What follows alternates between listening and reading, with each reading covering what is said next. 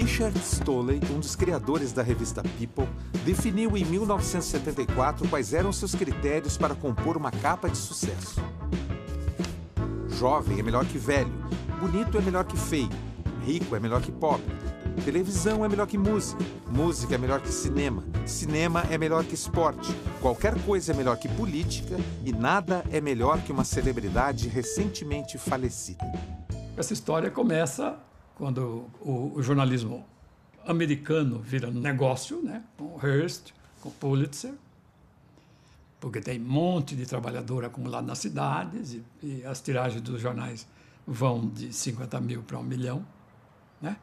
E aí começa a se ganhar dinheiro, porque você está em busca de novidade. Você tem um padrão americano que entrou no Brasil aqui nos anos 60, 70, pela Veja, que consiste no seguinte: a notícia é um produto como outro qualquer, você tem que apresentar da maneira mais interessante possível. Os fatos, em geral, são muito chatos, os fatos. Então, essa aspiração ao encontro com uma manchete bombástica leva o jornalista a valorizar fatos que não merecem aquela manchete.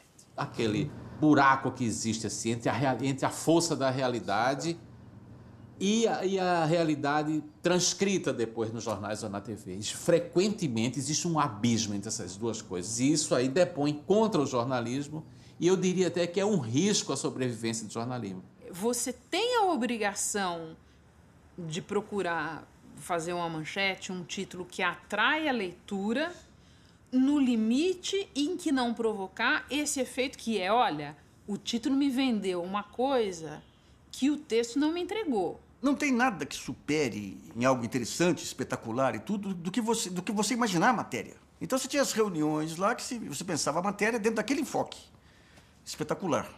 E o repórter saía para preencher declarações lá que davam aparência de objetividade. A matéria já está decidida. Agora eu preciso que você busque aspas e informações que sejam adaptadas àquela tese que foi definida na reunião de pauta. Isso é o antijornalismo. Tem a discussão velha do editor com o repórter, né? Fulano falou isso? Não. Poderia ter dito? Poderia. Aspas. Existe, não vou dizer que não exista. Não, obviamente a gente não se orgulha disso, nem quer que seja assim, mas que continue existindo, continua. Com o tempo, o que aconteceu? Quando você chega aos anos 80, que a imprensa sai da censura e começa a crescer, a campanha do impeachment, para mim, é um divisor de águas. Se praticou naquela campanha do impeachment até então, o pior jornalismo que eu já havia visto em toda a minha carreira lá. Todo mundo queria a caveira do Collor, então pouco importou se a notícia foi estuprada, foi... O que se inventava, passava. Isso é feito de uma forma abusiva pela imprensa brasileira. E vou dizer, isso foi feito na época do Collor. Por isso que eu te falo que tem velhos vícios somados a vícios nossos. E os jornalistas que praticaram isso fizeram nome na época.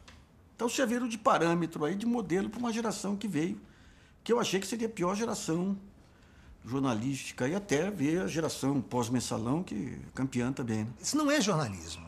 Isso é uma atividade que usa a linguagem jornalística, mas é, no fundo, uma atividade criminosa. É uma atividade que tem estado muito em voga no Brasil nos últimos anos, sobretudo como atividade partidária, que é de assassinar reputações para minar determinados setores políticos no Brasil. Você pega esse caso, Orlando Silva, que você não tinha pé nem cabeça a acusação lá, mas os parentes chegavam e ligavam desconfiados. Por quê? Porque não tem noção, não tem discernimento. Mas o erro dos jornais é achar que, pelo fato da maior parte dos seus leitores não terem discernimento, eles podem atuar impunemente.